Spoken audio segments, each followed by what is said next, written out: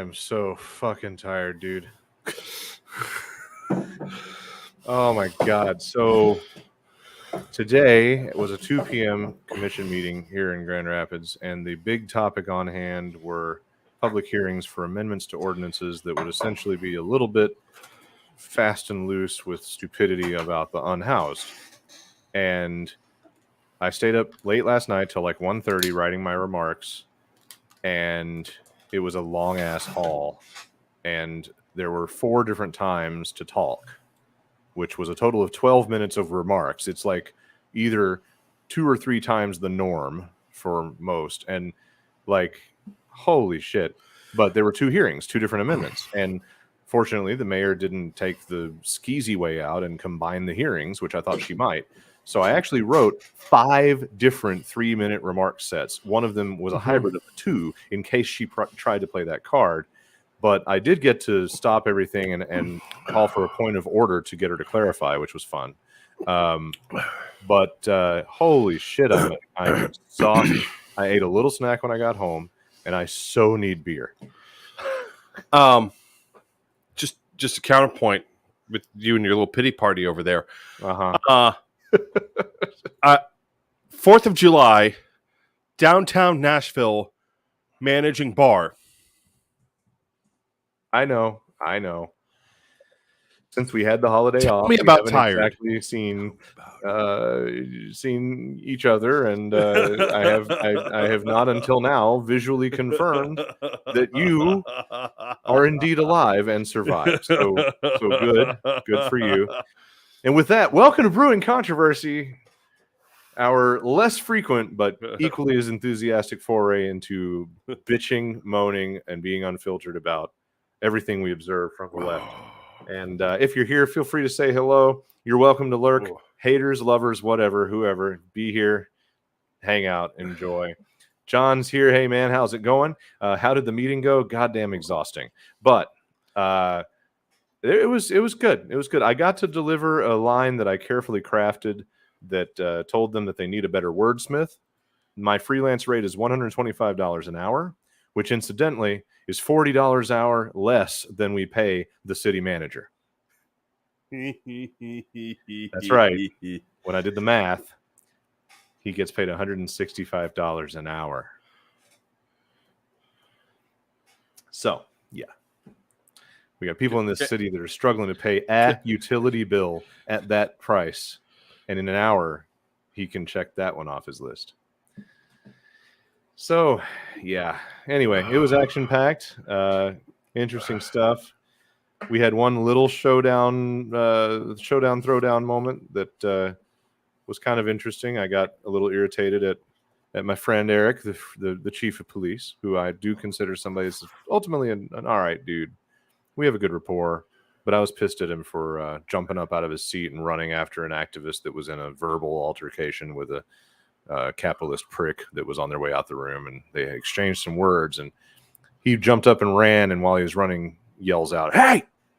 And I was like, see, that's the difference, man. And I walked up to him and the deputy chief, who's this fucking rootin' tootin' Texas chick, and I was like, you know what? The problem for me was the yelling. Like, run after him, do your thing. The yelling is like, why? And she just interrupted, took it upon herself to say, well, because that's a tactic that we use to distract people. It may make them stop. Like, okay, whatever. Shut the fuck up. Yeah, I had a toddler too. I understand that tactic. Peacekeeping versus peace enforcement. Peacekeeping versus peace enforcement. Peacekeeping is run after them. Peace enforcement is start screaming and escalate because you want them to comply. Right. I actually I bantered a little bit with him about it, and Eric was joking with me. He said, "Hey, look, see, you got this panel of experts right here telling you you're wrong." And I didn't think of the comeback until I parked my car in the driveway getting home. Like, I really wish I'd had it on the tip of my tongue to say, "Oh yeah, the same experts that were trained at the Shoot First Training Center in North Michigan." Ooh, but I didn't get to. Yeah, but, Georgia would like a word, seeing that they're under investigation for that activist's death, because all the evidence now points to, holy shit, he was unarmed and you executed him, like straight up executed him. John saw the pastor speak. Want to go to church with me Thursday night? You know, the pastor that always comes up there and lies about abortion procedures that aren't legal anywhere anymore. He probably never have been. He was talking about he was relating the lack of a workforce to the prevalence of abortion. He like literally walked right into the ability to start talking about, you know, make the kids work. And I like turned around to the guys behind me. I was like, yeah, if we hadn't aborted all those babies, they could be working now. Oh no, we're gonna touch on that here in a second in our hot takes. We are gonna touch on that because oh boy. So yeah, it's been a fun day, but I got to drop a laundry list of some progressive ideas and compelling talking points for the future. So that was good. Anyway, we're here, and you just alluded to the fact that we do this little thing called the Hot Take Happy Hour, and what that is a little roundup of all the stuff going on that's a little bit smaller or a little bit newer in our topic list. And we do pre-plan a little more now since we have less frequent shows. We kind of pick like the big looming thing over the gap of whatever time we've been out from doing the show.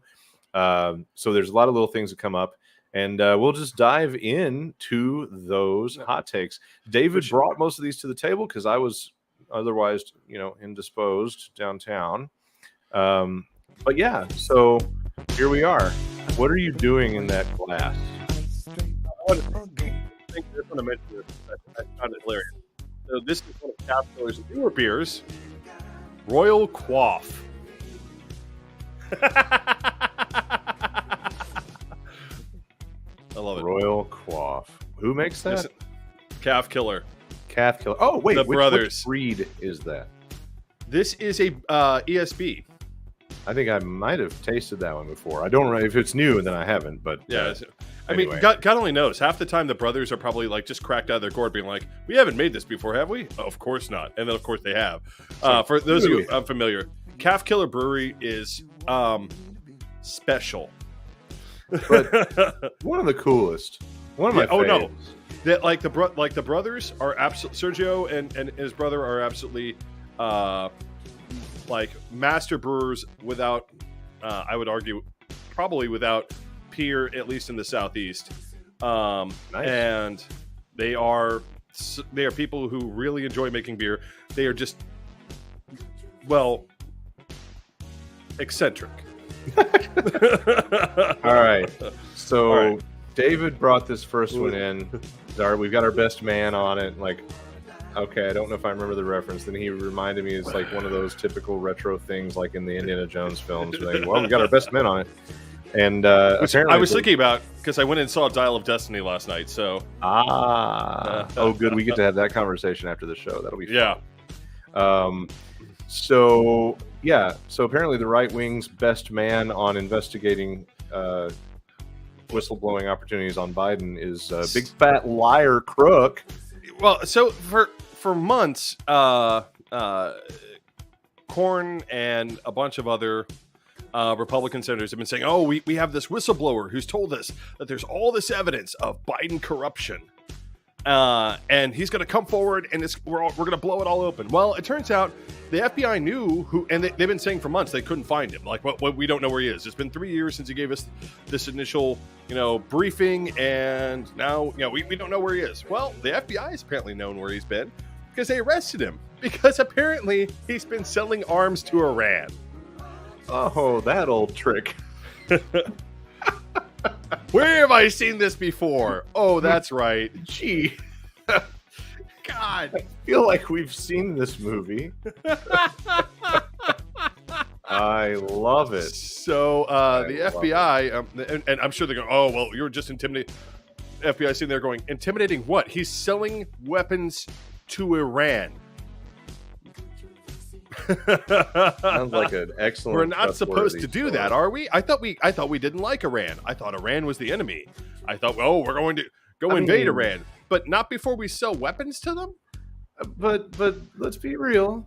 The right wing doesn't really care who the enemy is. See also Russia, as long as it fits into their weird matrix of cultism. So that's amazing. I love it. It's So David had to remind me, like, it's probably no surprise to literally anyone that both David and I would have had an affinity over the years for Sim City.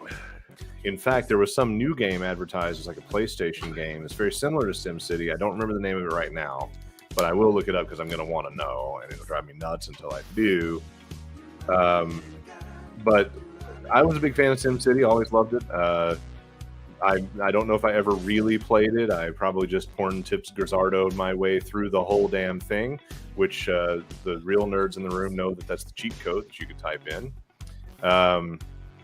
So yeah, like I had a moment like, what are you talking about, Sim City? And then Dave was like, did you see the thing with the energy? And I was like, oh, microwave beaming. So light us up, so to speak. So, and for those of you not getting the reference, in SimCity 2000, like at a certain point, like when you were looking to like power your city, you could get microwave power generation, which is this idea that you'd have an orbital solar array that would collect basically solar panels in space that could always be pointed at the Earth, and the way it would get power back to the Earth is it would microwave that energy back to a collector on Earth. And you know, SimCity kind of made fun of this because every now and then the microwave beam would fail and it would burn up part of your city, but that's always just kind of been in science fiction. And now a group from Caltech have successfully shown that it can work and do so successfully. They launched a small solar array into space with a little tiny microwave transmitter on it and pointed it back to their collector on Earth, and were able to generate electricity being beamed from space down to their collector. So that's and I remember reading it and thinking how super rad it was, and my mind briefly went to, wasn't there that thing in SimCity? But yeah. So yeah, I mean, and you know, most of the time we're talking about like bad news. I felt like this was kind of a good news thing. Like, hey, like even if we don't get fusion power online in time, we still have this other alternative where we can cleanly power the Earth without having to burn fossil fuels or do any of this. Just put up a bunch of solar arrays in space and have it all beam back down to Earth. Yay! And Don, I'll answer your question. I will have to make sure that I did see what you sent me. I right off the top of my head can't brain right now. I ate like a portion of dinner and a handful of peanuts and rushed upstairs to get ready for the show. So I'm still reeling from cityness. And by the way, the I gotta game, be honest, the game if you aren't a is liquor Cities. vendor, I don't remember. The game is Cities Skylines 2, and it's coming out in October. I assume there's another one if it's Skylines 2. I have it. Okay. I have City Skylines. So I didn't know anything about this, and clearly I've been missing the boat on Play God Macro City games. But it comes probably as no surprise to anybody that watches us or knows us that we would be those kinds of people. Yeah. By the way, do that. If you live in a village, you do not deserve a park. I'm sorry, City Skylines developers. I'm tired of putting parks everywhere. I get it. I lived in a city without any for a long time. David. They're trying to indoctrinate you toward more progressive thinking. Apparently, there's another game called Cityscapes Sim Builder that's like where all the former Sim City developers went, and that shows because it's a little bit more cartoony looking. I kind of don't know if I trust it because it's got that high likelihood of in-app purchases kind of vibe. Yep. Well, Skylines has a bunch of expansions on it. It's Apple Arcade, which means I might could play it on my Apple TV, just sitting back on the couch, which is also going to be served by City Skylines 2 PS5, so whichever. Anywho, so future note, it's all about the toll roads. Just remember the toll roads and you'll be fine. Okay. Because in SimCity, if you did too many toll roads, you'd have like riots. Yeah, no, not in Skylines. They don't care.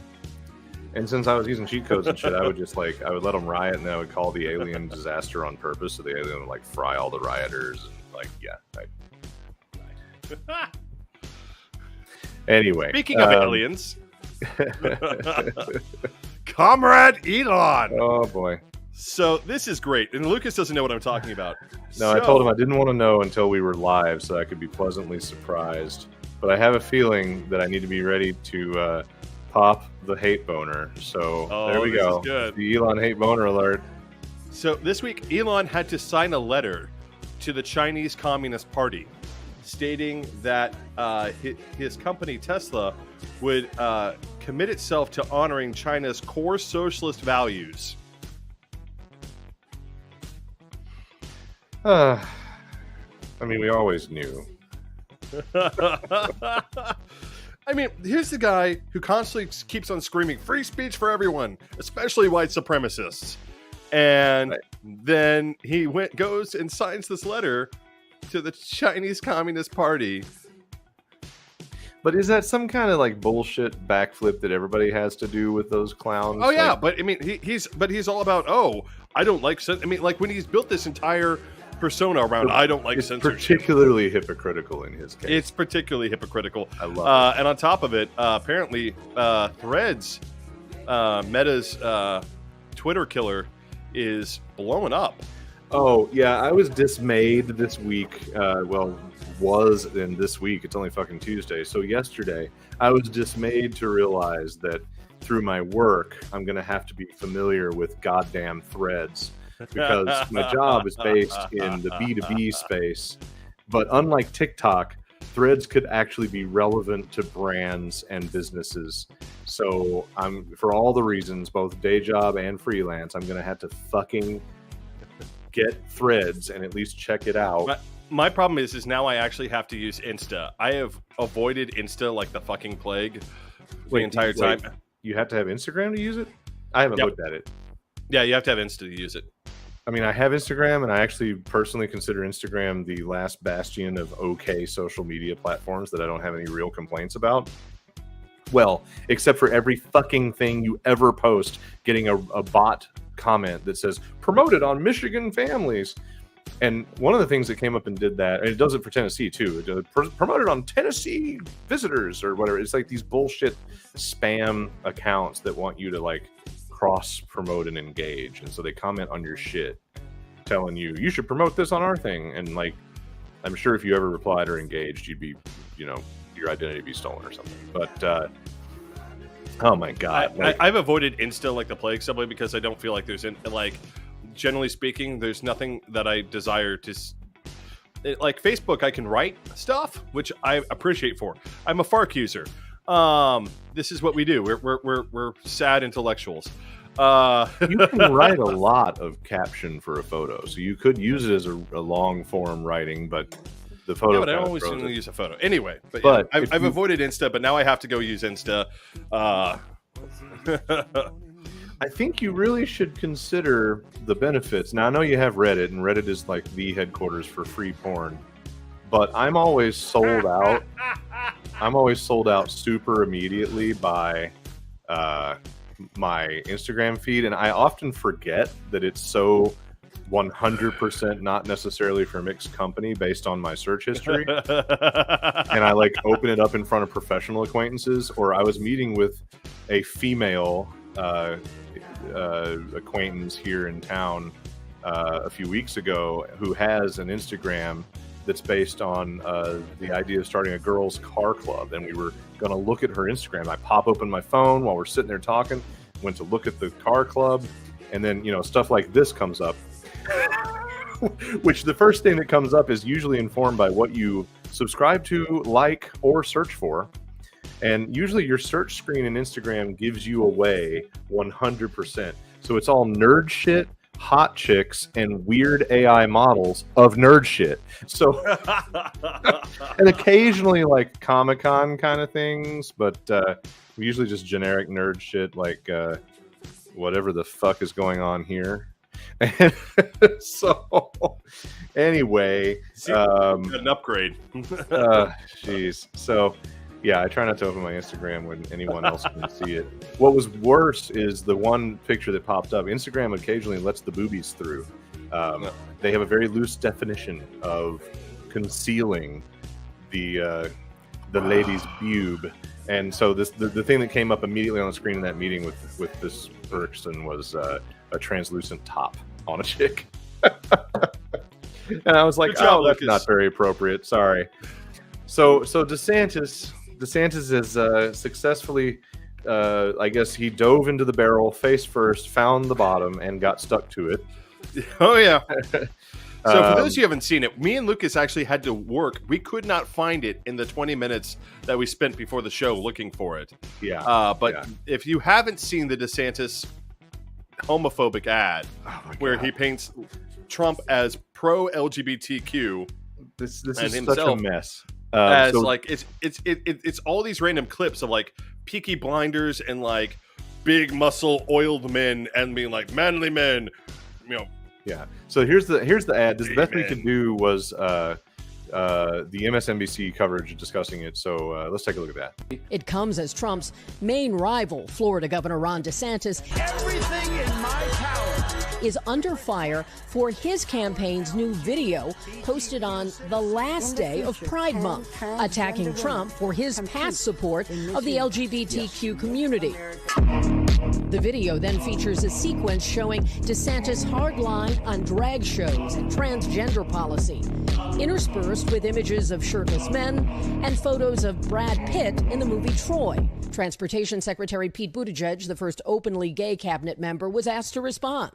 I'm going to leave aside the strangeness of trying to prove your manhood by putting up a video that splices images of you in between oiled up shirtless bodybuilding. I kind of love that the gay transportation secretary gay shaded the wacko Florida governor. Of course, this is a great opportunity to use the one little new corner graphic that we decided to add, even though it just looks like somebody threw a postage stamp in the corner, but it's too fucking relevant not to, which of course is the way we all feel about Florida. Which, you know what, it may be happening sooner rather than later, because the other thing DeSantis managed to do since our last show is basically tell anyone from a blue state they can't drive in Florida. So here's what DeSantis has done. It's David told me this earlier, and I literally belly laughed and like just couldn't quit laughing. It's so fucking stupid and funny. Technically, driver's licenses are not court documents and therefore not covered by the U.S. Constitution. As such, when it comes to relations between states, as such, states actually have this separate compact between them that basically says if you issue someone a driver's license and they're driving in my state, I'll honor it. Well, apparently Florida doesn't want to do that anymore because blue states apparently are too loose with issuing their driver's licenses to people in their states who need to drive, whether or not they have proper documentation to citizenship or not. That's the reason. It's not even something petty. It's an actual technical, twisted, fucked up version of keeping the Mexicans out. Yep. Which already Florida is apparently having a crisis about finding people to build things. They have insurance companies fleeing the state. They have, because of persistent natural disasters, you can't even get housing insurance anymore in a lot of places in southern Tons Florida. of stuff is pulling out. Tons of economic business, et cetera, is pulling out. Con of Thrones, the Game of Thrones convention, just canceled the show, up and walked out. Said they'll reschedule, do something in a different state. I mean, and maybe I'm open to the idea that was just a way for them to cover not having very good sales traction. But nobody will ever know if it's because nobody wants to go to Florida for an event, or if it's because it's maybe hard to market a convention for a show that's not on. Well, but that's one of the things that's also happening is apparently Disney World's ticket sales are way down, and they're looking around as like conservatives. Everyone's still coming. It's just there's not as many of them, and part of it is nobody wants to go to Satanland. Mm-hmm. Because God only knows what you'll be arrested for. It's a fair point. That's an interesting color of blue you got on there, David. What are you trying to say? Are you in drag? Are you in drag? I'm arresting you for being a lewd and lascivious individual in front of children. This reminds me of Jeff Foxworthy. Are you gonna wear them shoes with that shirt? It's after Labor Day.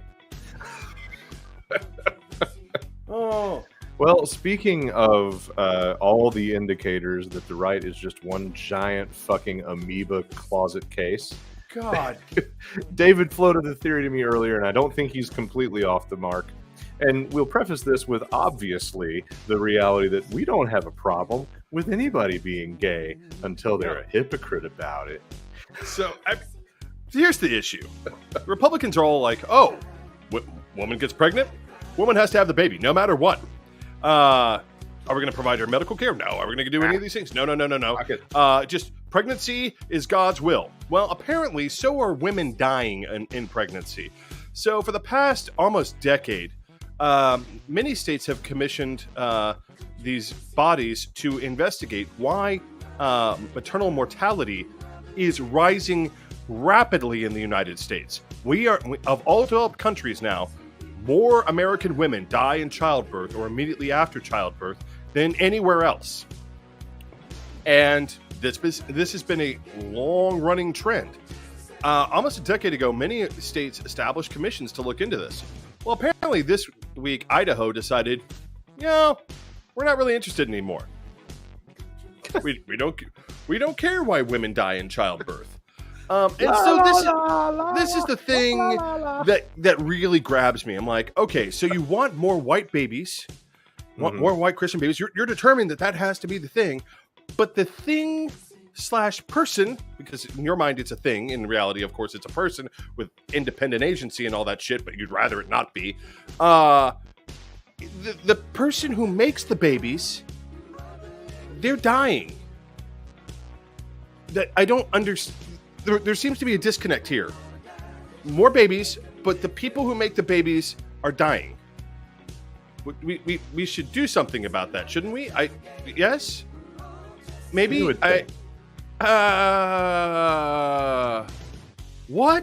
That sounds it's silly it really things just, like healthcare.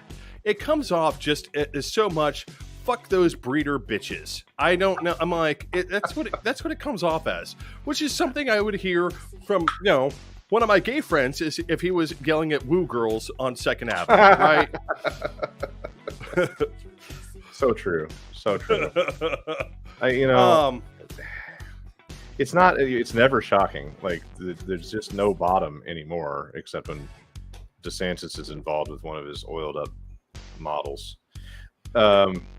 This is really like Tucker Carlson sitting there with a bunch of barely clothed men who have their dicks in UV light boxes, being like, "This is, of course, completely normal straight man activity, right?" Yes, right, absolutely.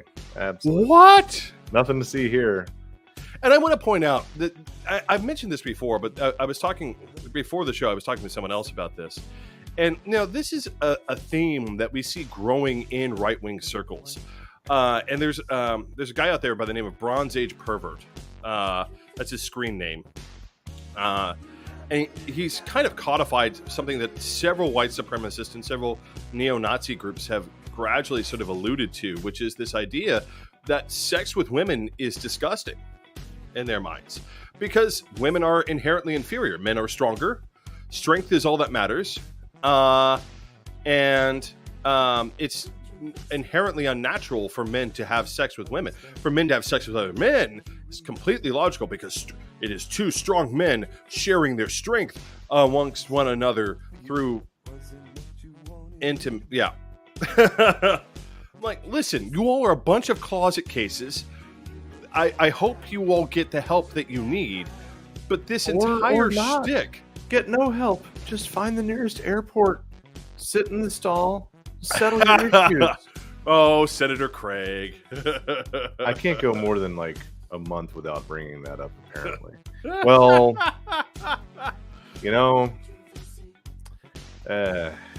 it's just another reason to drink. Let's do that. I think that sounds like a thing that I've been looking for. It pained me so much when I drove home because, I like to brag about having New Holland in my neighborhood. My favorite beer is in my neighborhood. And then I had to drive by it but can't stop because I've got another responsibility on my list after the meeting. But what a humdinger meeting that would be more fun to just go drink after. So this is that opportunity. It's time to talk a little bit about some craft beer. What you drinking? Oh. So are you all set? Or are you still? No, chugging I'm gonna finish this stein and then start on this grisette. Shall I start with mine? Go. Okay. So I am reviving previously reviewed, not beer, but a cider. I have poured myself a glass of Grand Cherry from Blake's. And I put it, since it's Fairbanks night at New Holland and I can't be there to take advantage of it, I put it in my Fairbanks Society glass, but this is not a New Holland brew. This is, I love the bubbly. The bubbly is nice. I like the color. It looks rosé, but it delivers in a very different way. Yeah, and it's sure a little it bit does. it's a little bit sweet and tart. I don't think I've actually ever seen it outside the can, which is why I decided to pour it in a glass this time. This is what we're working with. It's a really cool can. Grand Cherry, obviously, hello, Grand Rapids. Though I think they are based. Where are they based? In hell. Could be. We have one of those. We have a lot of that stuff, actually. Yeah, I forgot if they're in Detroit or if they're nearby. By the way, in case you all haven't noticed, I don't like Blake's. Yeah, David's got a weird thing about Blake's. I will never forgive them for that pumpkin beer. Oh, that's the reason. I will never forgive them. So I had these out on the river. We did a Saturday river paddle thing with a group mostly consisting of Democratic Socialists of America folks.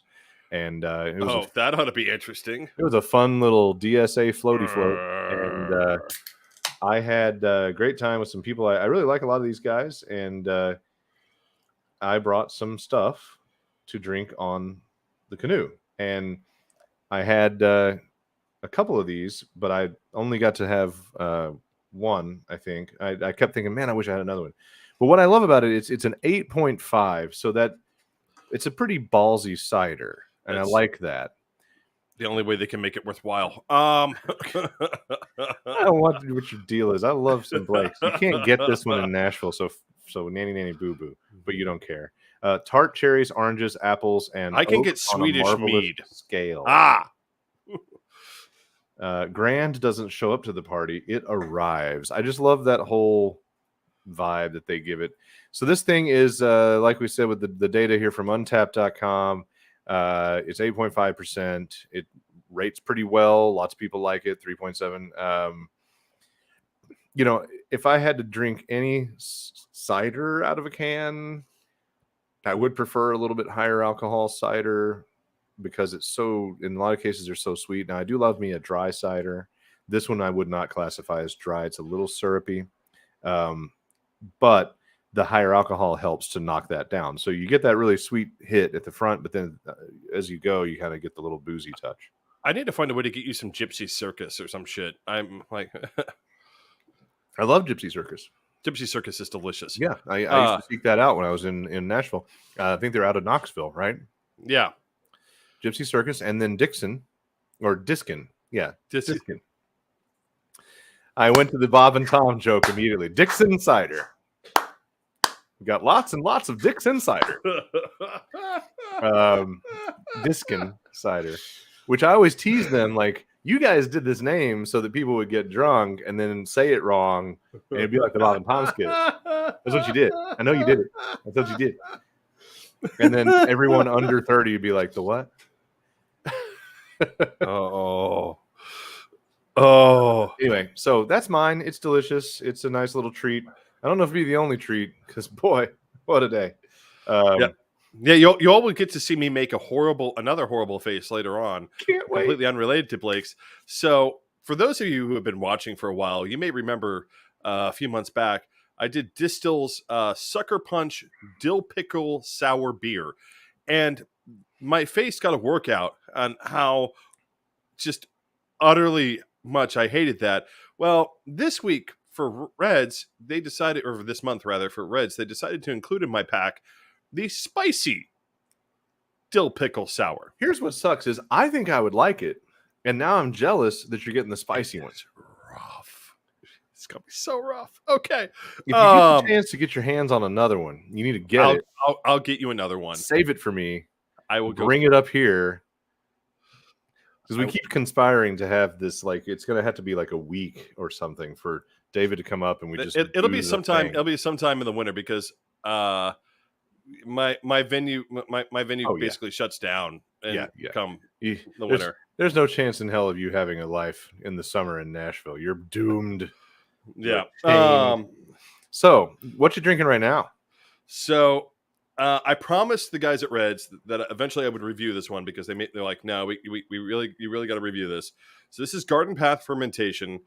Farmhouse Ale Grisette. Now, we went searching for what the fuck a grisette was. I don't know what and we came up with a variety of answers. Well, none of which satisfied. When I click on the word to define it, it says, 1, a common edible woodland mushroom with a brown or gray cap, a slender stem, and white gills. And, well, that's not it. And then the second one, a young working-class French woman, which, while that sounds very interesting, that's still not it, I don't think. So yeah, I don't know. Have you tried grisette beer definition? No, I haven't because I was just trying to be lazy. But is it? Are you pouring it in a glass? You are. You're gonna pour it in your stein, right? Yeah, I mean, and I gotta say, it is cloudy as hell. I mean, maybe it's part of it. Maybe they're trying to. Maybe that's why the word is what it is. Let's see. So here's a grisette blonde beer in the Wikipedia article. Originating from the mining regions along the border of France and Belgium. That explains the gray. Yeah.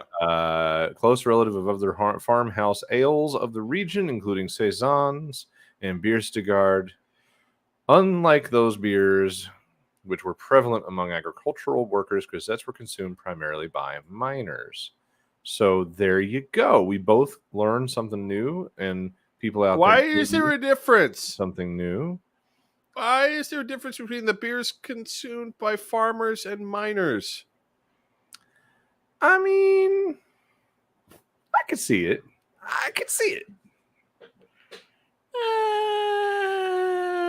Anyway, so it tastes like a farmhouse ale. Yeah, it tastes like it. I mean, I'm not getting anything radically different. This one's particularly clean. I like it. Probably a name only. It's kind of like the Colonel Toby I did a couple of weeks back. Again, it's that lower alcohol content, which normally to me means you didn't let the yeast do its job, but they really did this time. It's just a little bit lower alcohol. It's got a really nice little lemon note in the middle of it. Comes off a little bit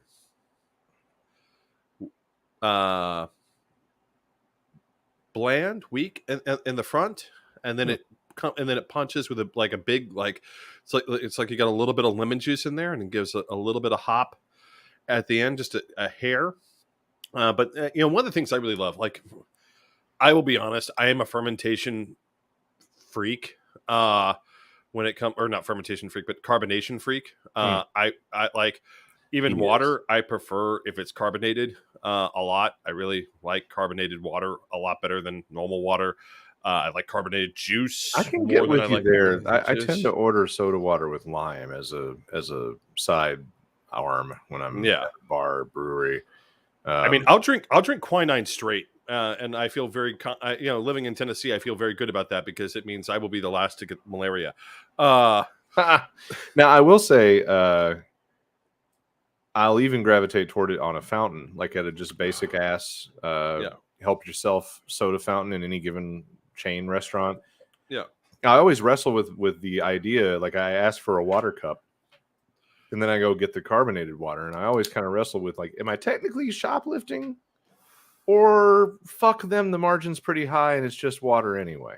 I'm going to be honest, the margin's pretty high anyway. You're fine. But no, this one, despite not having, like, it had a big head and then it kind of dissipated, but it's like, I'm assuming if I could see bubbles, which I can't because it's that cloudy, that I would still see it bubbling. This is super drinkable. Like this is definitely like it's hot as hell. It's 100% humidity. It's 100 degrees, and I want to drink a beer. I would definitely grab one of these. This is very nice. Show that can again.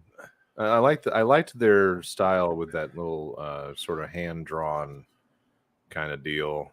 Yeah, it's kind of neat. Back off just a little. You're shoving it right up our noses. There you go. I like their almost heavy metal logo. Like it's a little bit Harry Potter. Yeah. And it's a little bit like Farmer's Market, but also with like the sharpness of some kind of heavy metal text. It's pretty cool. Yeah, anyway, yeah, I mean, that's nice. I mean, like especially when it's super hot here in the South, and you're just sort of like, all right, I could have another IPA, or I could have this. I mean, this is actually, I think this is nicer. This is like like farmhouse ales to me are really the best. Like everyone's like, oh, I want a Pilsner or I want a lager. Personally, I find lager is going to sit too heavy. Pilsners are unfortunately a crapshoot whether or not you're getting something that's good or something that's just bland. And this like farmhouse. So like I normally trust farmhouse ales a lot more. And these, this is a great example of it. It's really solid. I really like the flavors that it has coming through are really nice. And again, you can slam like 20 of these, which I'd never do at all. I would so do that. And at 3.8%, it's going to take you a while to fall down and talk shit.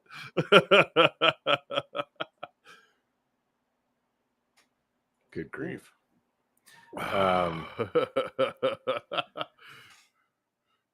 Well, I'm glad you like that one better than I thought you would. I was wondering if you might get a little bit skeptical.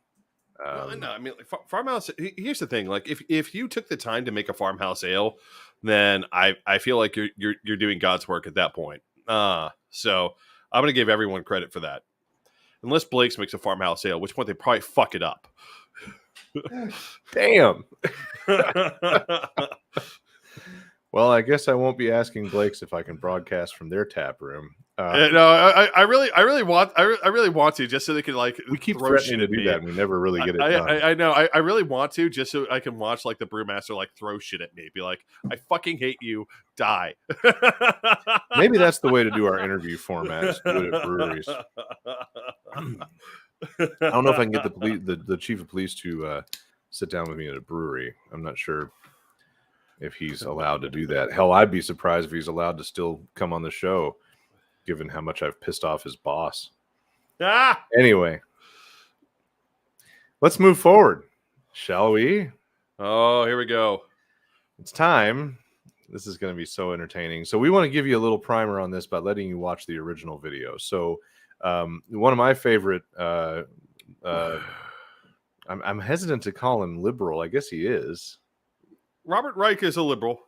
But would he be maybe even progressive? I don't really know where to put him on the scale. I would say he's more just... He digs into a little socialist stuff sometimes. I don't know. Anyway. DSA one of my still favorite famous leftists, let's put it that way. Robert Reich, unfortunate last name, but fantastic guy with a lot of really smart shit to say about the world we're presented with.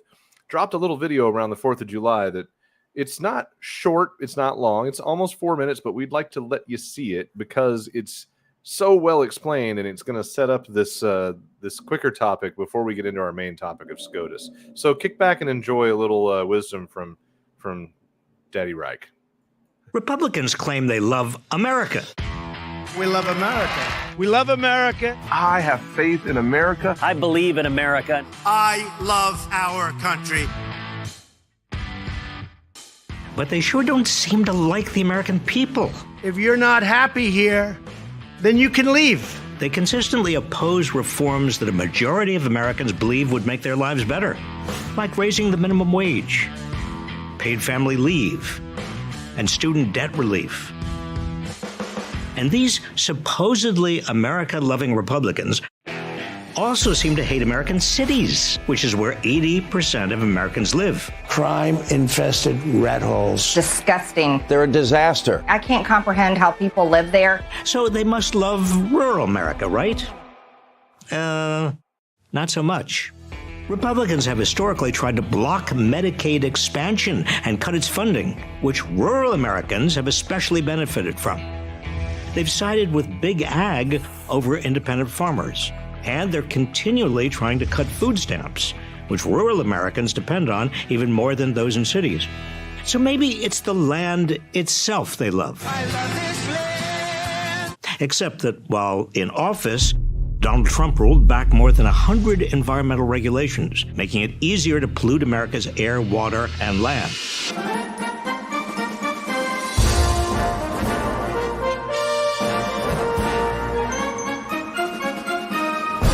And he opened about 2 million acres of federally protected and culturally significant land to oil drilling.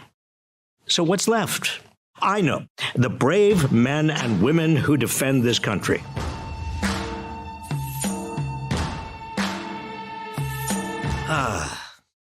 I'm really grasping at straws here. Sadly, Republicans are increasingly rejecting America's core principles. They're attacking freedom of speech with book bans. The attempted banning of books here in America. They're attacking freedom of assembly with laws restricting protests. And they're rejecting the separation of church and state. We should be Christian nationalists. And I'm tired of this separation of church and state junk. Put on the full armor of God. Let's pray together, may we? Republicans are even shunning democracy itself, denying election results, passing laws that make it harder to vote, and kicking out legitimately elected lawmakers they disagree with.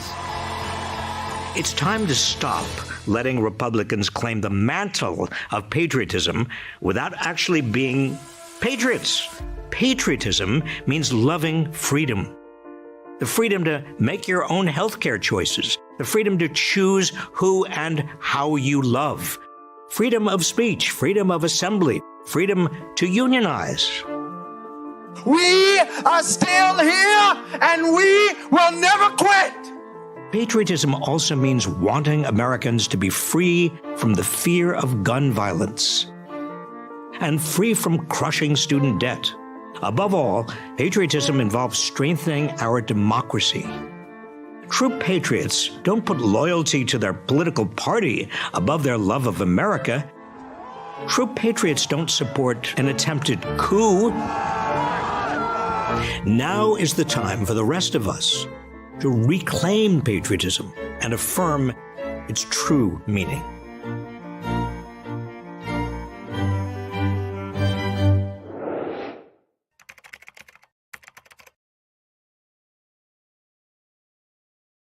I want to point out what yes, indeed, and John will throw the link to that video in the comments right now. Yeah, but one of the things I love about that is, as a numbers guy, I really love the fact that Robert Reich, of course, being a former labor secretary, brought the numbers, which, that one of the things that turned me off from the Republican Party was I was working for them and I kept on running the numbers. And I'm like, the numbers don't add up. You're saying that the numbers that this action should produce this outcome, and it doesn't. And I keep on doing things, and we keep on saying things, and the numbers don't add up. David, you arrived late. Okay. There was Don. Hey, I was promised some Ron DeSantis bashing. There was Ron DeShank dispatching, and you were late. You get no soup, sir. No soup for you. The link is going in the comments on both YouTube and Facebook right now for that Robert Reich video. It's one of those things where, when you keep on saying that tax cuts for the wealthy are going to make everyone better. I mean, the problem is when I run the numbers, they don't. Cutting this spending is going to stimulate growth. It doesn't.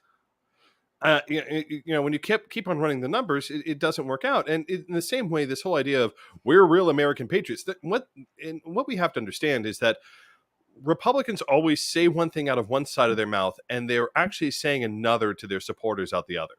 And what they say when they say I'm a patriotic American these days is I am a, well, to put it mildly, a fascist, right? I believe that we must seize control of the country and make it safe for we white evangelical, and not even evangelical anymore, because even the evangelicals are starting to split off and say something's wrong here. This has gone too far.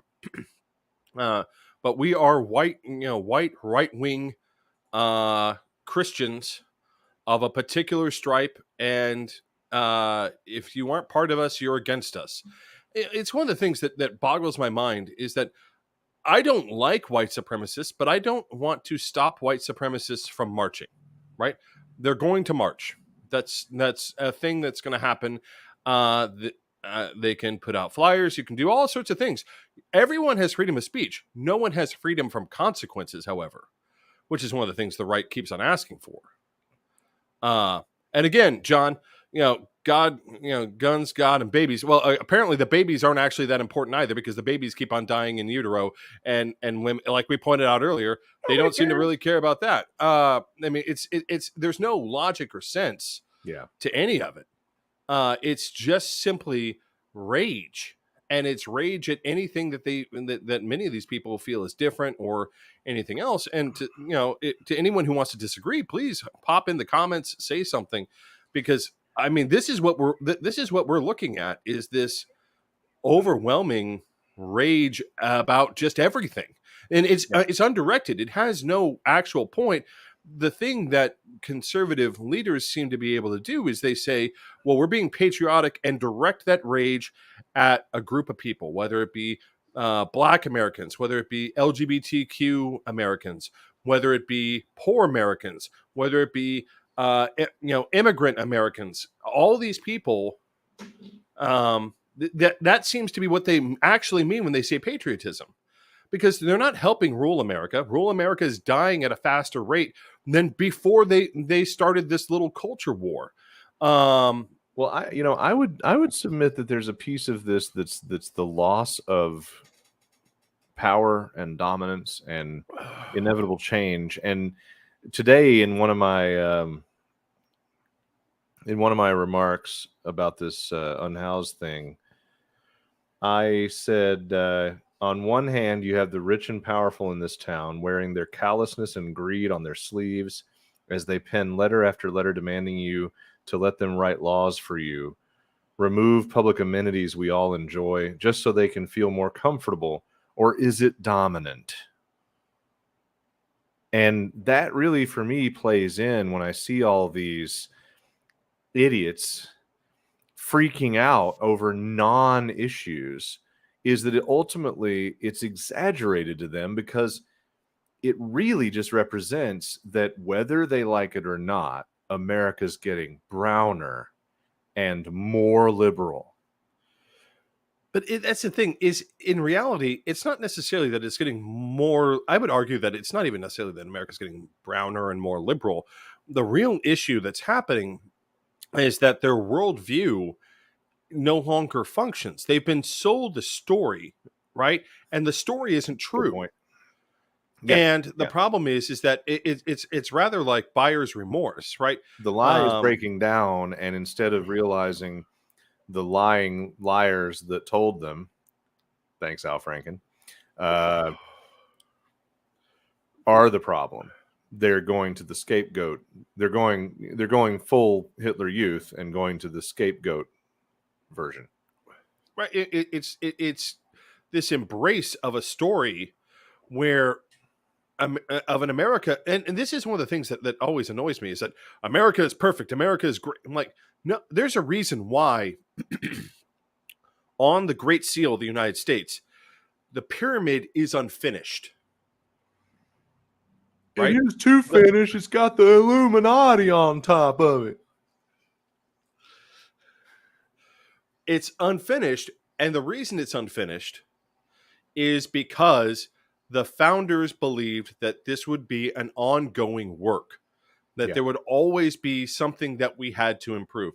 You know, it's one of the reasons why I constantly argue that one of our major problems that we face in America today is that whereas the rest of the world has figured out how to write protections for people into law, the United States is still playing with a document from the 18th century. One of the scarier things, and it's one of the statistics I love to point out about how far we've fallen, is all the way up until the 1980s, the most replicated government document in the world was the United States Constitution. After the 1980s, it's the Canadian Charter of Rights. Yeah. This is one of the problems is that we have in America is that instead of evolving, we keep on going back to a document that we just keep on trying to nip and tuck and fix. And what we really need is a new constitution, because the constitutional order, when you get around to that, that's one of I know. That's one of his regular. That's one of my regular pet peeves, is that what we really need is we need a new constitution. We need we need the Second Republic of the United States of America. We need to sit down and we need to say, okay, the way we've structured federalism from the 18th century till now has to change. The way Apparently my redneck impression is not safe around John when he's drinking. I mean, it's a thing where we have to sit down and we have to begin imagining, and this is one of the things I think conservatives sometimes don't get, which is that's real patriotism. I believe in America. I just also believe that America can be better. Yeah. Yeah, and sometimes that comes with believing that you are not under threat from every fucking little thing you don't understand. No one's treading on you, sweetie. I'm gonna get that T-shirt. I'm so tired. Like that's become the new I masturbate to gun porn license plate here in Tennessee is the number of people with the "Don't Tread on Me" license plate. I make a habit of flicking every one of them off. Do they do the real one or the one with the AR-15 silhouette instead of a snake? No. It's a state licensed license plate. Oh, it is a state produced. Okay. Yeah. And before it used to just be like a random thing. Now it's a big thing and you can just be like, you thought well, if I had been at the Capitol on January 6th, I would have gotten like that. That's the sort of person I'm looking at right now, isn't it? Yeah. You're a piece of shit. And the reason is because, you no longer believe in America. You no longer believe in democracy. The irony of the left now, and someone pointed this out earlier, like they were trying to point out what they felt was the hypocrisy of the left. It was a little cartoon, and it was in the 1960s, and a bunch of hippies were like, I don't trust America, like I don't trust the government. The FBI is lying to us, blah blah blah blah. And the right, and people on the right being like, no, we should trust the FBI, blah blah blah. And then flash forward to the 21st century, and they're like, well, the left is like, oh, we should trust the FBI and what it's saying. And the right's go, no, it's wrong. The difference is this, and this is one of the things I don't feel like they understand. They're the same people in both pictures. Except the only difference is the hippies have become the conservatives, and the conservatives, like me, I would argue that in reality, even though I'm classified as a liberal, in terms of the scope of American politics, I'm more conservative than the conservatives. The conservatives are the ones actively arguing for dismantling democracy. This is not conservative thought. This is, at least in terms of maintaining this, maintaining the government and doing anything like that. I'm the one arguing for maintaining the institutions of government. Rolling back, and somehow I'm the leftist. Yeah, right. Rolling back real quick to your "Don't Tread on Me" license plate. I just looked it up for funsies, and $35 of the $61.50 that you pay for the fucking thing is allocated to the plate's beneficiary. Proceeds benefit the Sycamore Shoals State Park in Elizabethton, Tennessee. including but not limited to assisting in development, maintenance, and presentation of the parks, grounds, and structure. Like, they should, like, first of all, now that I live in a state that only has like 2 or 3, when you go to the Tennessee license plate, Oh God, it's a wall, catalog. It is. It's a catalog. Laughable. Like, I didn't realize how ridiculous it was until I was in a different place, and it's laughable. It's you have the "Don't Tread on Me" stuff. I mean, you have I the guess. support art. You have the support arts. You have the Predators. You have the Titans. You have. I mean, I guess it's nice to not have to have the stupid, shitty retro ransom note fucking plate that they did. Wait, and I want to continue listing this off for our Michigan viewers. So you have all our sports teams: the Grizzlies, the Predators, the Titans. Then you have random college teams, not even ones in the state. You can get a Tennessee state license plate for with University Auburn, of Arkansas, Auburn, University of Arkansas, University of Georgia, University of North Carolina. You can get license plates with all those on them. I mean, what? There's one to support the arts. There's one to support outdoors. There's one to support Tennessee farmers. There's one to support. I mean, like, the list just keeps on going on and on. Oh, there it is. Yeah. Like, I remember, I didn't even realize you could get one to support Vandy. Well, that's a rare one. You're not. It might not be big enough on the screen. That's Special Forces Airborne. Oh, is it? The agriculture one always made sense to me. I mean, Jesus, fuck! If you start to do one for every fucking fraternity and sorority, you're gonna be here all year. Oh yeah, all the ones for all those. Yeah, like, you just keep on going. Like, it used to be that you could identify like a card carrying like old school boomer Republican with this one. Yeah. Yeah, like, and some of them have limitations. I forgot Belmont University has one. I forgot about that. Some of them have limitations, like you can't get an antique if you're not an antique. I always wanted to run these fucking people off the road. The Choose Life. Yeah, those assholes. Things. Save Our Battlefields doesn't feel nearly as clean cut as I once thought it was. Now that I know what those people are probably really thinking. Clemson University. Again, not even in the state of Tennessee. Right. I don't understand. Also, like, should we? I mean. Oh, hey, there's a Drive Electric Tennessee. I kind of like that. We don't even have time to get into the fact that they're all fucking different concepts. They're all varying degrees of shit-tastic graphic design. What the fuck is this? Equity Alliance? That one's actually kind of badass. It's blacked out. That one's kind of cool. Now I know what I'm getting. The Equity Alliance? Yeah. I think people with the smallest, most practical cars should get the Explore Tennessee plate with the Jeep on it, to fuck with people's brains. University of Florida Tennessee plate. What? Yeah, I don't get it. And I also wanted to run these fucking people off the road. The FOP plates. Oh yeah. Georgia Tech is in here. I mean, it's just University. endless. University of Indiana, or pardon me, Indiana University. You can get an Indiana University plate. East in Tennessee. fucking Nashville has a plate. Technically Shelby Bottoms, but Jesus, really? Like, this is just nuts. I challenge any other state to figure out whether or not they're actually from Tennessee. So when I came to Michigan, people were like, why do you think it's so weird that we only have 2 or 3 plates? So, like, because I had a lot more choices back in Tennessee. And here's what you need: Millennial Debt Foundation, David. It's black. It has Tennessee on it. It has in the black. I mean, it's perfect for you. It's got everything design-wise and issue-wise. There's my school. Middle Tennessee's got a plate. I would have gotten the Predators one maybe if I was still there by now. Where's the arts plate? I didn't see the arts plate. Maybe they phased out. Maybe they phased out the cat playing the saxophone. Yeah. Keep in mind, I've just started to accelerate. That's the new arts plate up there. Is the fish? No, there's the cat. Tennessee Arts Commission. No. There he is. There it is. Yeah, there's the cat, and right next to the fish. The fish. Yeah, they both. Okay, they're still around. I had the cat for a hot minute. I mean, at this point, anything that fucking shitty fucking classic plate that they just came out with.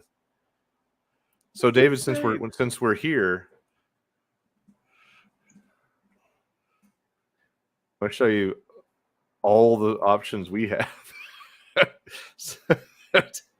So here's the new so everybody's doing this retro shit. I don't understand why.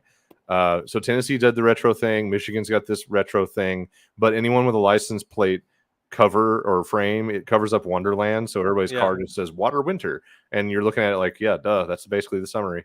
And then the Donate Life. Well, anyway, that's not pro-life. That's the organ donor. Okay, that one's fine. We got the colleges. We got the veteran. You'd expect all this stuff. Amateur radio operator. Up here, that's kind of decent. I gotta say, everyone down here that's from Michigan drives with the Pure Michigan plate.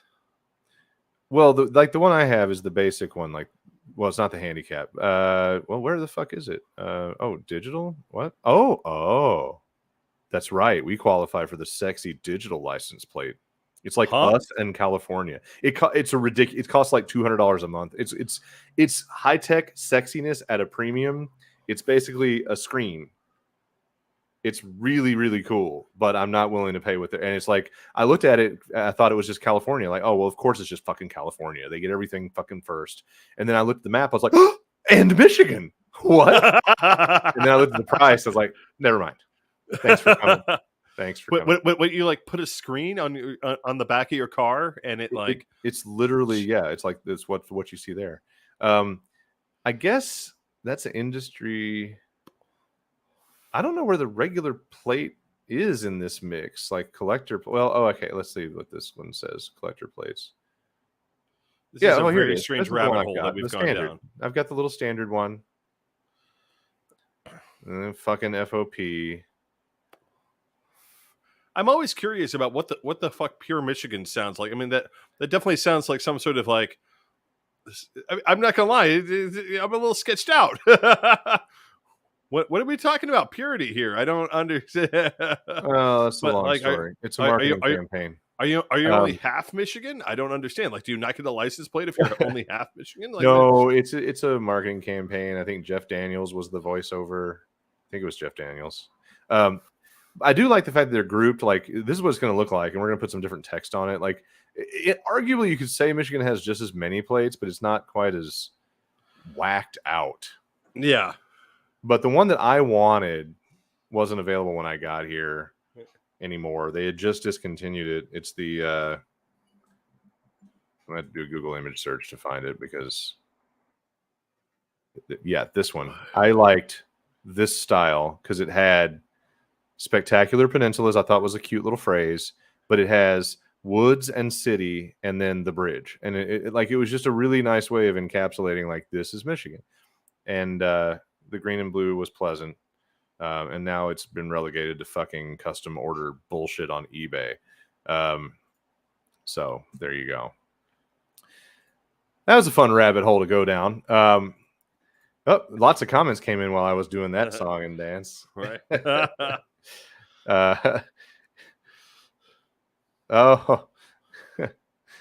John wants to take a road trip to Chicago. We can count the license plates. And David, don't you trash IU. Hey, Rob's here. Hi, Rob. The fighting Illini, the nicest alumni group I've ever dealt with. Wait, so I wonder, David, did you actually get the plate? That's you got to tell me how that's going. I only want it if you can do other shit. If you're stuck with only the legally displayed plate, boring. I want to be able to jailbreak that so that it can cuss people out when I pass them. It's my I would love to be able to personalize it to have anti-right wing shit when I'm in motion because I don't trust any of those crazy MAGA fucks with any kind of bumper sticker if my car is parked. But I would purposely drive in front of people with fuck Trump on the back of the car for a temporary period of time. That's become an issue in downtown Nashville with the tourists of anyone with. I'm actually afraid. I have a bunch of bumper stickers that I got from Boston Brewery about protecting women's rights, and I would love to put them on my car. But well, since I'm parked in down, this has been my favorite that I can't use for a year. Oh, because I don't trust those motherfuckers not to sledgehammer my fucking car because they all of a sudden they want to slob Putin's knob because they don't remember who the fucking enemy is. Oh no, they know who their enemy is, which is anyone who's in favor of democracy. Apparently so. So speaking of, that's a good time to wrap up this patriotism topic and jump into the destruction of that very democracy by the court that was supposed to try to keep it somewhat intact. There's a lot to unpack here, and I'm definitely not going to have the wherewithal to want to go long on it, but we are going to dig into it for the remainder of this hour. And holy shit, I mean, look, you know what? If the fucking Trumpers want a thing to say that they won the goddamn court battle. That's the one thing that they can say they did. They won because their corrupt fucking gangster piece of shit con man managed to appoint 3 justices and fuck this shit up 6 ways to Sunday after the existing crooked fucking GOP made sure to stage and fucking stunt shit so that we couldn't have any of the justices that we were due to appoint. And at this point, I can do the TLDR on my feelings and just say, pack the fucking court. I mean, at this point, it's gotten a little bit unhinged. It doesn't make any sense. I mean, first of all, I want to point out the most egregious case is this Smith case, which for those of you who aren't familiar, it's the gay wedding website case. So Colorado for years has had this law, which basically says if you offer services to one group of people, you have to offer them to everyone, which includes if you bake cakes, right, for weddings, and a gay couple comes in and they say, we'd like to buy a cake for our wedding. You can't look at them and say, fuck off, I don't do gay wedding cakes. Usually following the long string of slurs and epithets from whatever Nazi baker they're dealing with. But I mean, that makes perfect sense because it's all about not balkanizing the market. This is why we ended segregation. Segregation was bad, both morally and economically. Now, here's what pisses me off about this Smith case. There was no standing. Now, for those of you who don't understand what that means, if I go to the court and I say, my neighbor 2 blocks down has an ugly house and it's decreasing my property, it could decrease my property value. The court is going to look at me and they're going to say, wait a second, your house is a block down. How does this actually affect you? And then I would have to try and do a whole bunch of backflips that should completely fucking fail because I have no standing. I am not harmed, right? Now, if that guy's neighbor wants to do shit, that's their business. But I, rando, a block down the street, do not get to bring a case. Right. You have to show that you are actually harmed. Well, the problem in this Smith case particular is situation, there was no one asking this woman to make a website for a gay wedding. There is no standing because there is no harm. Not only could she not prove the harm, but it's basically entirely based on a corrupt concept. It's basically inviting corruption into the courtroom by saying, "Oh, you've just got an imagination hypothetical thing." Okay. Oh no, we have a name for that. It's called a declaratory opinion, which, by the way, since 1790 fucking one, the court has said, no, we don't do those because all we do is rule on standing. We do not make declaratory opinions. President Jackson had a whole fucking year-long fit at the court about the fact that the court would not tell him whether or not he could do something. Like, you can do it, and then if someone sues you, we're going to deal with it, right? But I'm not going to tell you on the front end whether or not you can do it because we do not make declaratory opinions. And really, if you think about it, it takes away from the nature of the whole purpose of courts. Courts are there to check or test what's been passed, done, practiced, written. And so if they just operate on hypotheticals, they become lawmakers. Lawmakers operate on hypotheticals. Courts test the reality once the hypothetical is in place. So it's just very corrupt that they even heard the case. And 1791. You know, I didn't really press really hard about it because I don't want to seem like I'm shamelessly promoting on this fucking bullshit. But I did get out there and make it known that for my freelance, I will do any gay fucking project you got for a website at half price, and I hope others would join me. I mean, it's so insane. It is absolutely unhinged that the court took this case. So now, apparently, David, and I want to get your take on this. So I went to my hair guy last week. Went to my hair guy late last week. Now I go to a guy that I will shamelessly pitch. He goes by Jason and GR. He is a very good hair guy. That my version of what he does for me is not.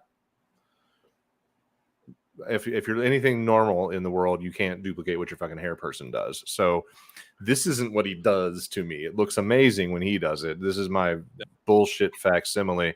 This is also my like one product getting out the door in the morning. He does 3 different products and a bunch of blow drying. So he's great. He's gay. He's super cool. I like the guy. He's unfiltered.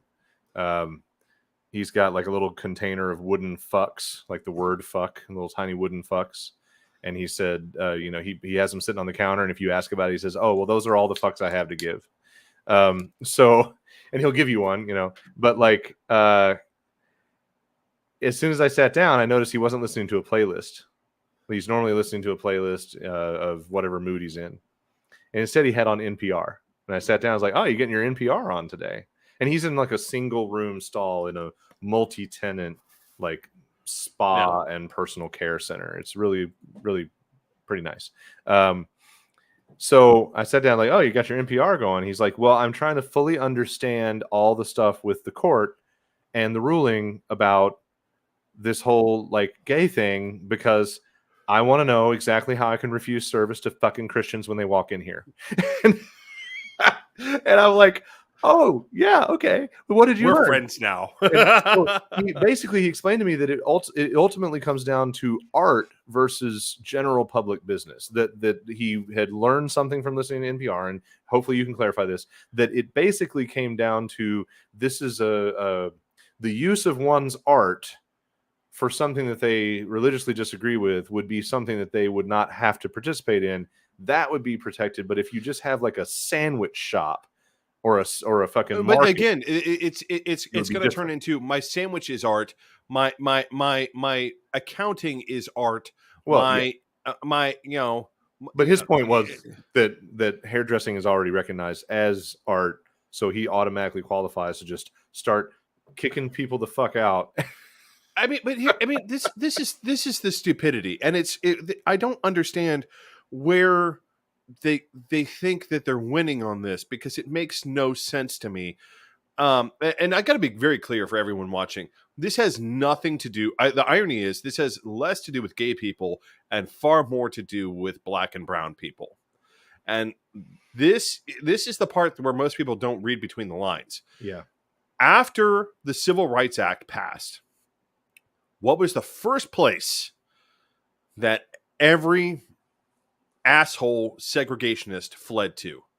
It's against my religion to serve black people and white people next to each other. That's what they did. Right. And the court said, that's bullshit. There is nothing in your religious doctrine that says you can't serve black people. There's nothing in anyone's religious doctrine that says they can't serve gay people and straight people. Right? There's nothing. So, I mean, this is exactly what the segregationists did the last time we had this, except that time the court turned around and said, no.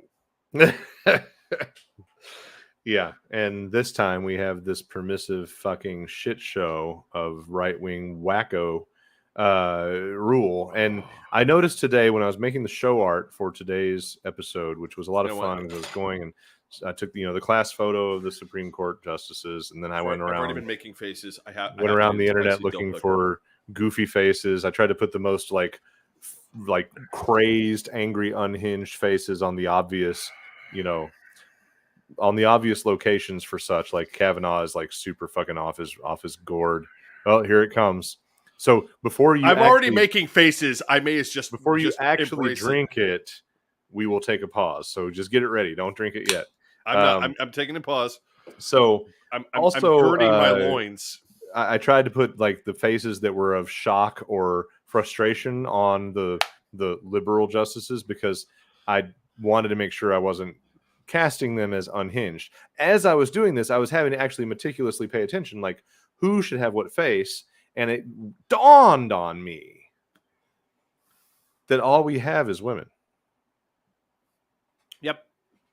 It had not yet occurred to me. The Breyer absence hadn't fully settled in my brain where it's like, fuck, we've only got 3 amazing, but 3 women holding down the fort for actual freedom / liberal justices' presence. And the rest is a fucking boys club of conservative pricks and one wacko who wants to make them all commanders and bring them handmaids. So, yeah.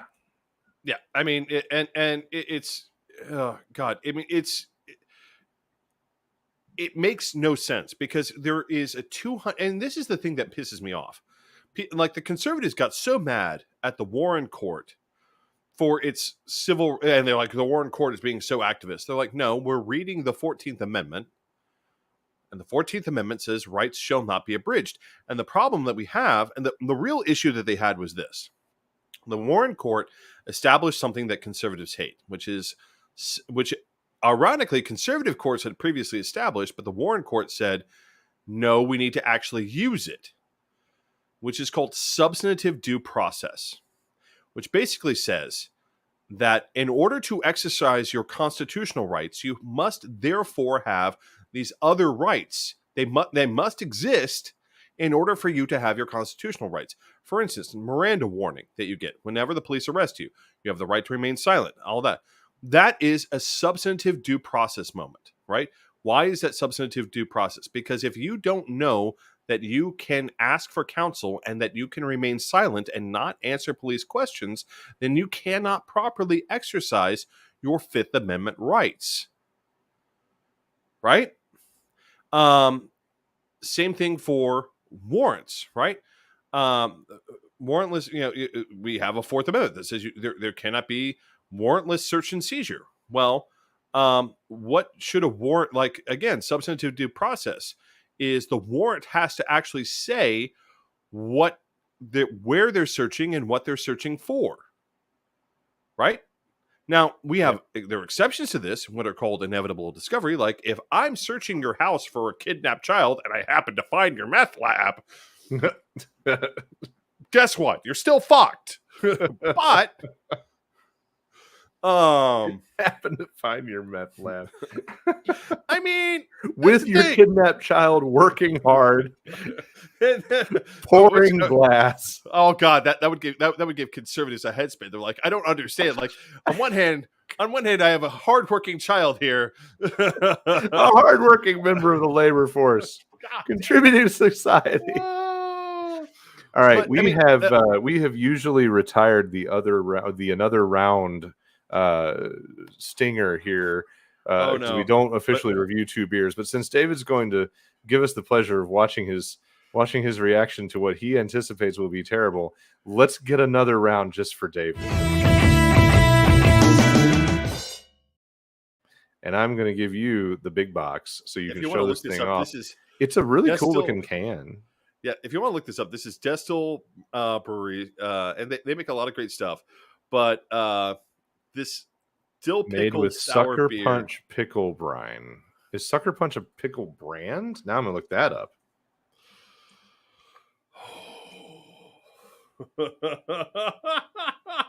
It is Sucker Punch Gourmet. They make oh my free shipping. All right, we're gonna do this. I'm gonna try their pickles. Oh, oh, oh, oh, oh, oh, oh God.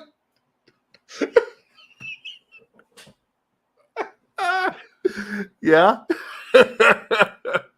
Oh. It's like that, huh? What's fun is you're actually turning a weird shade of purple splotch. It's beautiful. It hurts. So, well, hold on, hold it up again. It's a pickle sour, right? Oh, Spicy pickle sour beer. What's the alcohol? Doesn't need to be much. It's not about that. 5.5. 5.5, very average. And are you getting the heat? Just the pain. So is it super vinegary? Oh wait, there's a little bit of spice. There's some spice. Oh, I no, like after the first shot, like my tongue like it stopped sending most of its normal messages to the rest of my brain. It's like no, we refuse to record this horror. Oh boy! But now there is spice to it. There is a spice to it. Yeah, by the way, Rob is enjoying a Ballast Point Sculpin IPA. When I was in LA, where's our weed? Fucking Brian's review. not here tonight. Brian's not here to share his weed with us tonight. Oh my God, this is so tragic. So I guess that's why I get to. When I was out in the LA area on my vacation and visiting Rob and Dave, we went to Ballast Point's northern location in Long Beach. Very good spot. Good IPA. So back to the subject at hand while we watch David continue to suffer. This is going to really contribute to the general negativity of the topic in a wonderful flavor parallel. God. I've got to try this. Why? I've got to try this. Why have you done this? I've got to try this. Are these? Where's Distill? I'm crying right now. It's a problem. Where's Distill located? Where are they from? I'm so Normal, Indiana or Illinois. Sorry, Normal, Illinois. I might actually be able to get this stuff. Yeah, it says so on the can right there. Normal. I'm going to use their beer finder, which Hop and Frog could stand to learn a lesson from. Oh, hey, guess what I've got for you next week? Hop and Frog. I have some Hop and Frog down in the stash. Maybe we should coordinate our Hop and Frog experience. We should coordinate. And David's in the habit of saying next week. That's not a guarantee. It's next time. Next time. We always try and do whatever we can. Oh, okay. Jesus. Where is this thing? What is it? It's Distill. What do they call that thing? Sucker Punch, spicy pickle. Here it is. Okay. Any business within 25 miles of 49504. Oh, Jesus. Damn it. I can't get it. It does actually have some spice to it. It's got like a what how to describe it? Like an ancho chili. Okay. Powder kind of thing going on. Okay. I can see that. Oh, and garlic. Okay, so it says right here. Spicy garlic brine. Rob wants you to know that he has his THC gummies for later on the weed. You want to know what they did to make this spicy? They added spicy garlic brine. Well, that makes sense. They added more brine. They added more brine to a briny fucking abomination. Fuck these assholes. Fuck these assholes. I really want to try it. That makes sense. Oh, it makes sense because Sucker Punch, the pickle company, Sucker Punch, makes an original spicy garlic chips pickle. So that's what they're doing. Also, apparently they're in Chicago and they sell a shirt that's got a pickle with a Chicago flag pattern on it, and I kind of love it. But it also looks like it's athletic cut, which that ain't a good idea.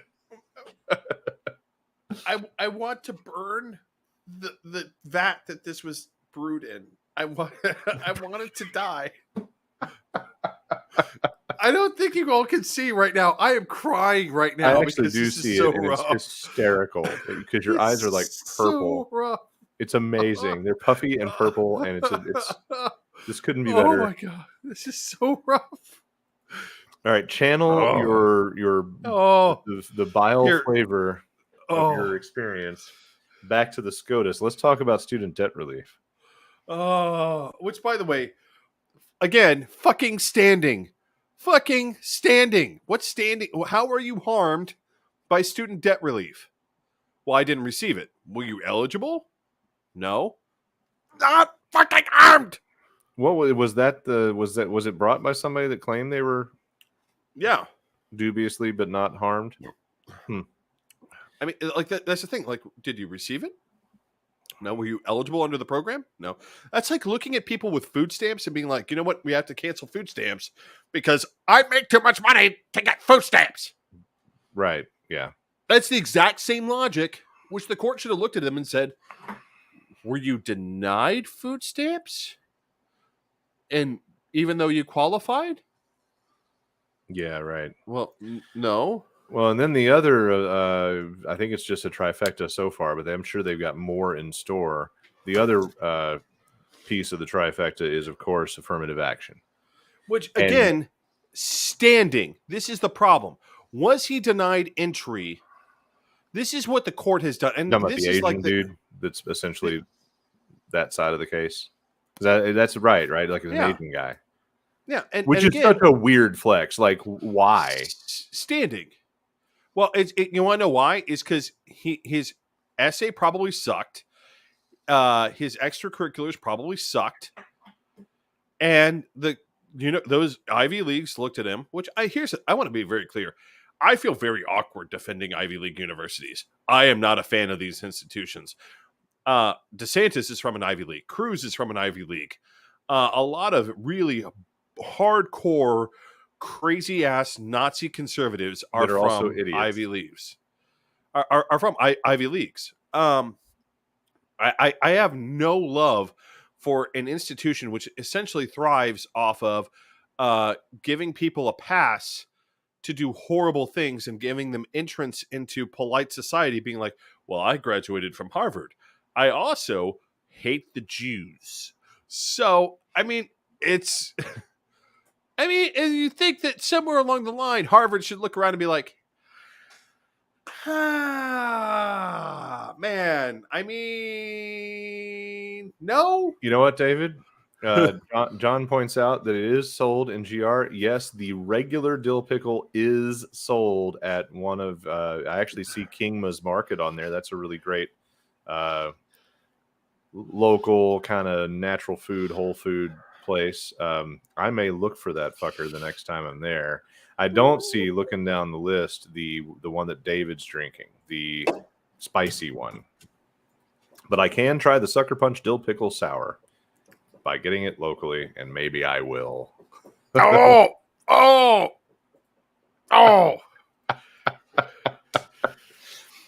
So, standing is the big issue that the court has completely fucking obliterated, and it's honestly the damage done through this is huge.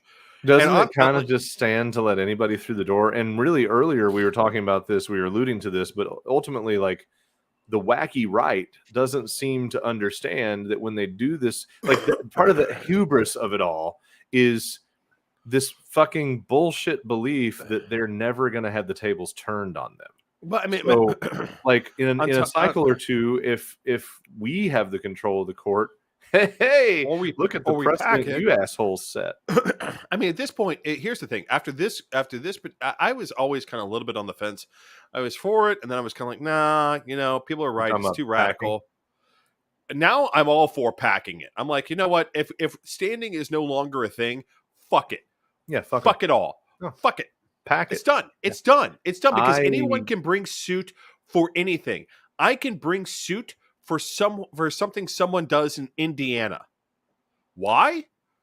No particular reason other than I don't like it. I just don't like it. I don't like it. This is what this is about. This kid here's had what no I'm gonna make standing. a He was definitive- unable to prove.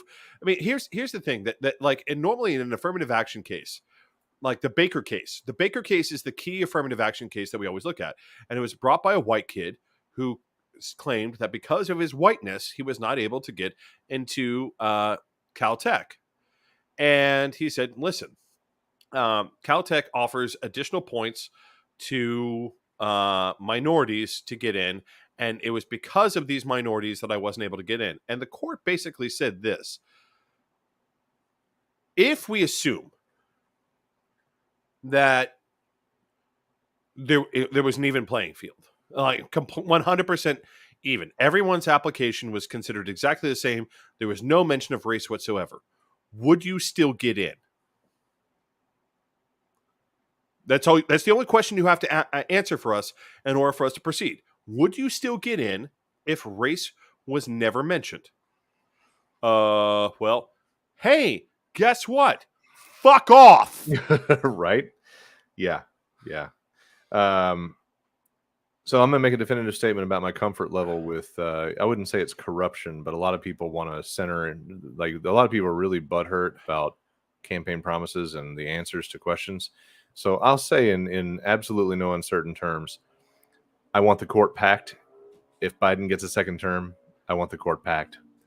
I don't know how much I want it packed. I think David and I still may have different opinions on that. I've been a fan of the subtle method of, just going up 2 more or something. And I've sometimes had this conversation with David, and he can clarify when he gets back. But, he's like, 15, fuck it. I'm like, all right, yeah, well, okay. At this point, I don't give a fuck how many, but pack it. Pack the shit out of it. And if Biden is asked in an interview, at a debate, fuck it. He could put his hand on a Bible and swear on it and still lie and say, nah, I won't pack it. And as soon as he fucking gets there, pack it. Fuck him. Fuck him. Tell everybody you won't. Do it any the fuck way. Here's the thing. And this is my thing with the 15 packet thing. If we're going to do it, fucking do it so that they fucking big or go home. I mean, no. We're not playing with Trump's mushroom here, boys and girls.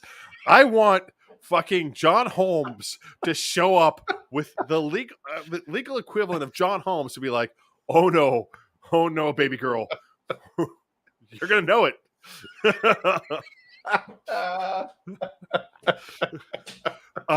There's going to be no question of what's going on here, because we're not going to play. I mean, if you don't want to play around with this anymore, right? We're not going to play around with it. Let's just do it. Come on. I think we have a graphic that speaks to this topic. I mean, look around and find out. Let's just make them find out. At this point, it is drown out every other conservative voice on the court. I want a 20-person fucking decision to happen. And you know what? Why not? There we go. Let's just line them up. And guess what? They're appointed for life. So stack it. 21. Get to a total of 21.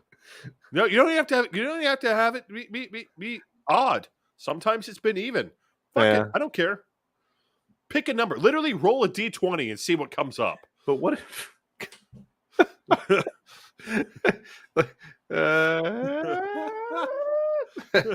yeah. No bots. What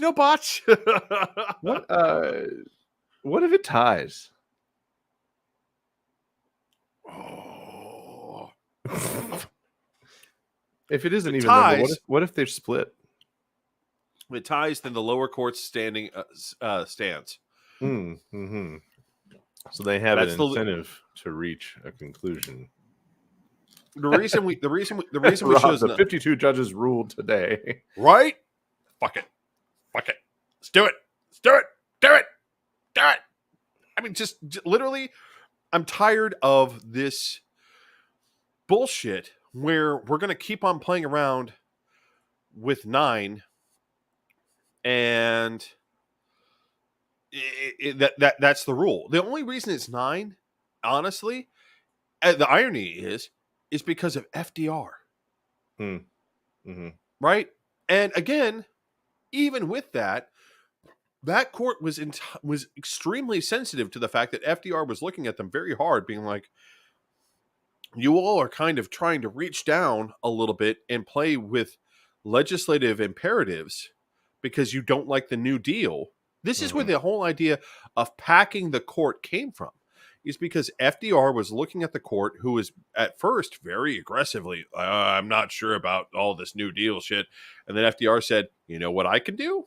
I can put 5 new justices on the court, and then you can argue with those 5 too. And they're like, you know what? For the sake of the institution and its credibility, maybe I need to back the fuck off. And here's the thing. Courts, both left-leaning and right-leaning, have always done that. They've always been like, okay, the sentiment of the Republic at this point is such that maybe, even though I may not be entirely legally, philosophically comfortable with something, maybe I need to moderate my decision and make it more specific as opposed to more general. And for a long time, like under the Rehnquist court, the court was tried to be very pointed in its decisions. They tried to be very like, we don't want to make big sweeping decisions because we as conservatives disagree with what Warren did during the civil rights era. We want to make very pointed decisions and say that these are small carve-outs that exist within the legal landscape to allow these things to happen. Normally very conservative things. But you know, we're not going to try and do this big sweeping thing. Now these justices are... Oh, there's Brian. Hey, look, Brian's here. Where's your like? We talked about this earlier. We missed your weed. David had a moment. Review, he's like, "Where's the and weed?" Now I feel David feels feel empty cheated. inside, but he will do. not feel empty inside if he ingests more pickle brine beer. Oh God, You missed the fun. David's drinking It's a spicy still pickle ongoing. sour, and it's turned his eyes purple. And I think the eyes turning purple is the subject that made the weed come into the conversation, actually. When you set it down, you rattled your whole camera. I know I did. I don't care. It's so bad. Oh God, this is so bad. This is like a bad party bet. So let me ask you this. We'll come into the home stretch with this. You know what? I want to see 2 people play Edward 40 hands with this shit. No one would ever play it again. Jesus. Let me bring us into that final stretch with this notion. It seems like settled law means jack shit to these guys at this point. Like I used to hear a lot about settled law or stare decisis. Stare decisis. Oh, whatever. Every journalist I've ever seen said it the way I said it. Yeah, so because they never took Latin. Go argue with them. You stare decisis. Fucking legal degree snob. Anyway, so is that just all out the window? Like, is it just like if we could get a liberal majority court, we just go revisit all this shit again? I mean, apparently that's what's happened. Is that, you know, the reason Roe v. Again, one of the things that pisses me off. The whole point is shot. The reason Roe v. Wade got decided the way it did was because of the substantive due process right to privacy, which is what I was talking about earlier about substantive due process, right? Yeah. Because the Supreme Court ruled in Roe v. Wade that in order for you to exercise your 14th Amendment rights, you must have some sort of essential right to privacy. In other words, you don't have to, and your 5th Amendment rights and your 4th Amendment rights and all these other rights, there must exist, by virtue of the existence of these rights, an additional right to privacy. The problem in Roe v. Wade wasn't about that they ruled on, wasn't about whether or not a fetus was a human being or anything else. What they said was the way that we conduct these inquisitions on women about whether or not they can have an abortion is a violation of the right of privacy. And since it is a violation of the right of privacy, they can't ask. So if a woman comes in and says, I want an abortion, your only choice at that point is to assume, well, it's you know, rape, incest, or danger to the life of the mother. I don't actually get to ask. And the truth is, you know what? That makes perfect sense. What the court has tried to do is establish this new right for a non-person to be a person that isn't a person. It makes no sense.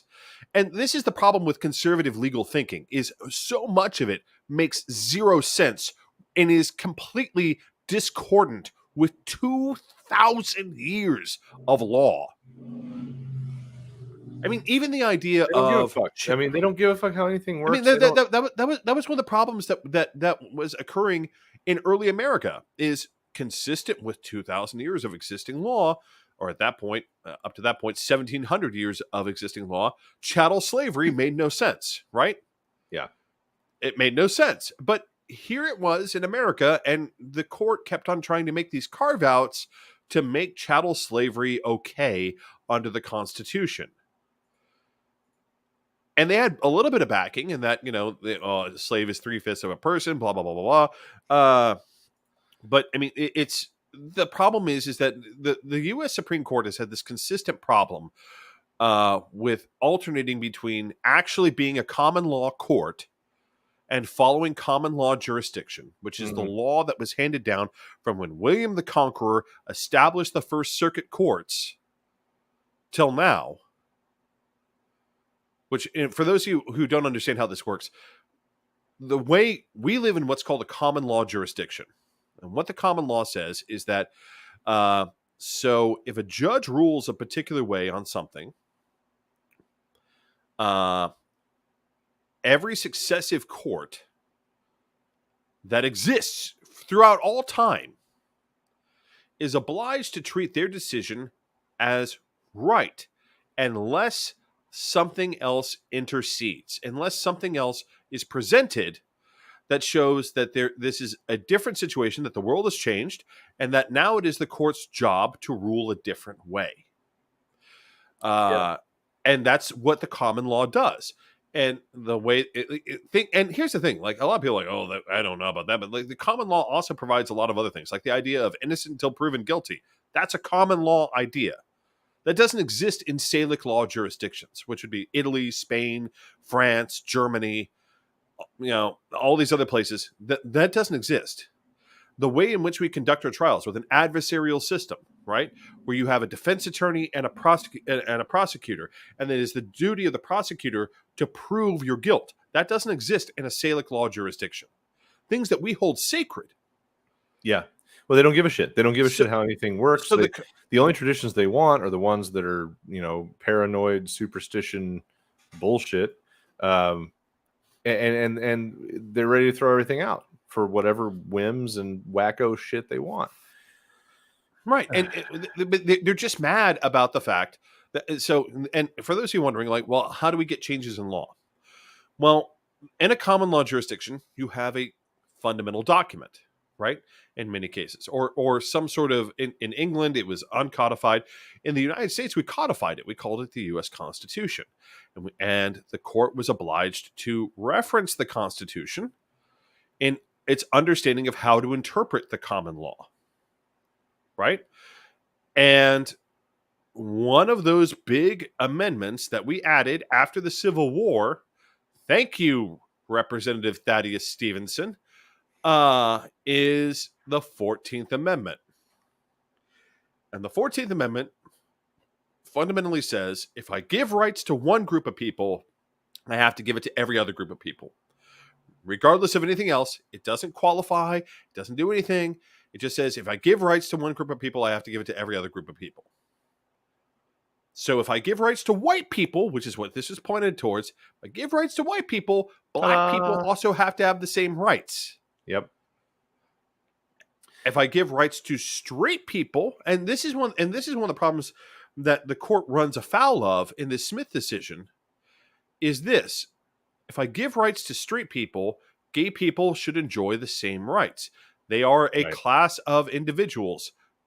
LGBTQ people are a class of individuals as acknowledged by Obergefell. Unless they want to go back and try, and of course I'm sure they would love to, try and overturn Obergefell, which I will be 100% honest. Breyer was a little bitch when he wrote that decision, and I really wish he'd wrote a stronger decision that basically pointed out very clearly, we decided this issue in loving VVA. The 14th Amendment applies. Gay people are a class. We're done. Like, this conversation is fucking over. Instead, Breyer wrote a little bit of a, sing-song, dancey fucking decision, and I really wish he hadn't. At this point, they'll just revisit it. I mean, they'll just go and fucking overturn anything they want. I mean, I honestly, that's the goal. One of the goals that they have high on their list is finding some way to going and overturning Obergefell. And Obergefell, remind everybody that's the gay marriage one, right? Yeah. Sometimes I can't keep them straight because you legal guys, cases. I know stuff accomplished from case. Yeah. The Obergefell decision. The Obergefell decision is what legalizes and says basically marriage amongst LGBTQ persons is a right. Yeah, and that's what they're actually at. They're actually after that. They're actually, but you have to remember, that's a step on the path. What they actually want, and they've actually made this very clear in many of their interviews before the Senate, of what they actually want is Brown v. Board. Mm-hmm. Which, for those of you unfamiliar, Brown v. Board is what desegregated U.S. schools. Ta-da! Racist jazz hands. Yep, there you go. Well, we have been mighty punctual today, doing exactly the thing that we always try to say that we're going to do with the show, and that is to try to keep it roughly in the 2-hour bubble. And that's particularly important to me because I'm fucking starving. So we are gonna get it wrapped up, and I'm gonna continue to watch David make some faces while we talk about Indiana Jones real quick before we sign off from our backstage chatter. But as always, it's been fun. It's nice to see you, sir, even when your eyes are turning purple and your face is imploding. It's so bad. And it's, of course, great to see everybody out there that stopped by to say hi. It's no big deal, Brian. You'll be here next time. Bring the weed. Later, John. Good to see you, man. And thanks, everybody, for even if you just lurked and didn't pipe up, feel free to always join us. And if you're watching it back later, hope you enjoyed as well. And feel free to tell some friends. Tell a couple people about these two crazy, beer-swilling, maniac leftists. And keep in mind, if you're out there and you think you want to join in on a guest discussion, we'll do that.